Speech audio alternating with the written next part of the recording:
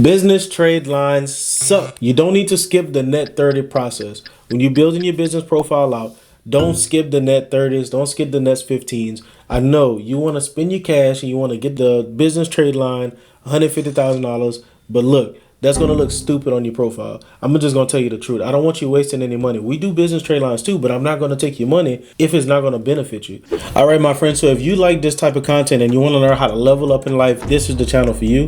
What I want you to do is like, share, and subscribe to this channel so that you can stay up to date and you can see more videos just like this from me. I also want you to click the notification bell so you can make sure you always get notified, because we put out a video every single day. We don't miss. Every single day we have a new piece of content dropping for you. So subscribe, like, and share, and I look forward to seeing you on the next video.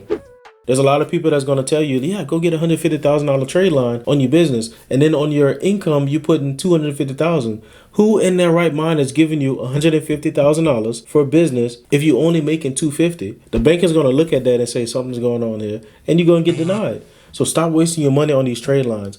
What I want you to do instead, if you're going to get a trade line, get a $10,000 or $20,000 trade line, or start building your business credit profile, because you need more than just one account on there anyway. So get accounts that's going to report to all three bureaus. Get multiple different accounts. Get 12 to 14 accounts on your business credit profile. Then it's going to be easy for you to get funding for your business in the long run.